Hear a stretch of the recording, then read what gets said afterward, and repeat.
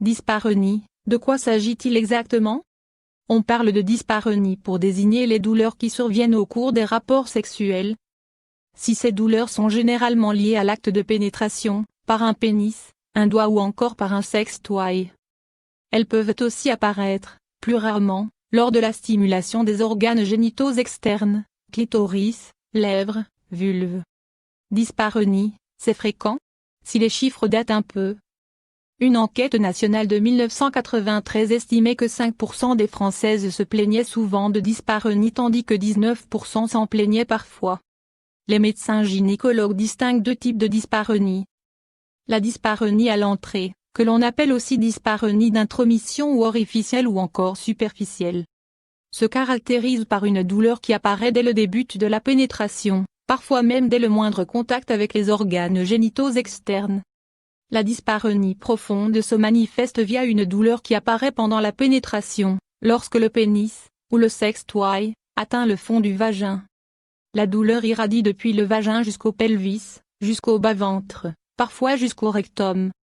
À savoir, une dyspareunie peut être aiguë, si elle est d'apparition récente, ou chronique, si elle existe depuis longtemps, des semaines, des mois. La douleur peut être latéralisée, présente sur un seul côté, localisée ou diffuse, sur un point ou sur une zone, plus ou moins intense. La douleur peut, selon les femmes, s'apparenter à des brûlures, à des piqûres, à des démangeaisons, à des picotements, à des contractions. Douleur lors des rapports sexuels, quelles sont les causes de la dyspareunie? Attention! Il est faux de dire que la dyspareunie, c'est dans la tête, affirme le Dr. Nadia Berkane, gynécologue obstétricienne. À l'origine d'une dyspareunie, il y a, dans l'immense majorité des cas, une cause physique. Une maladie, endométriose, un trouble hormonal, sécheresse vaginale, une vaginite, mycose ou infection vaginale. Ne pas confondre la dyspareunie et le vaginisme, ce dernier résultant le plus souvent de causes psychologiques. Parmi les causes les plus connues de la dyspareunie, on peut notamment citer l'endométriose est souvent responsable d'une dyspareunie profonde en lien avec les lésions endométriales, situées près du vagin et barre oblique ou au niveau de la cloison recto-vaginale, et barre oblique ou avec le phénomène inflammatoire caractéristique de la pathologie. Il est à noter que la dyspareunie est l'un des symptômes permettant le diagnostic de l'endométriose. Une infection sexuellement transmissible, IST, chlamydia ou gonorrhée, par exemple, peut être à l'origine d'une dyspareunie profonde avec des douleurs qui irradient dans le bas-ventre. Les femmes qui présentent un utérus rétroversé, environ 30% des Françaises, peuvent aussi connaître une dyspareunie profonde, liée à la forme des organes génitaux internes. La ménopause et la préménopause entraînent souvent une sécheresse vaginale liée aux bouleversements hormonaux. Ce défaut de lubrification peut favoriser l'apparition d'une dyspareunie à l'entrée. Idem en cas de traitement hormonal pour la ménopause mal adapté à la patiente, souligne le Dr. Nadia Berkane. Enfin, la dyspareunie peut constituer un symptôme de vaginite, mycose vaginale, infection vaginale virale ou bactérienne. Traitement, quelle prise en charge pour la dyspareunie? Le conseil du médecin, ne laissez pas traîner une dyspareunie, même si la douleur est modérée et qu'elle ne revient pas à chaque rapport sexuel. En effet, cette douleur peut masquer un problème plus profond aux conséquences potentiellement graves pour la santé.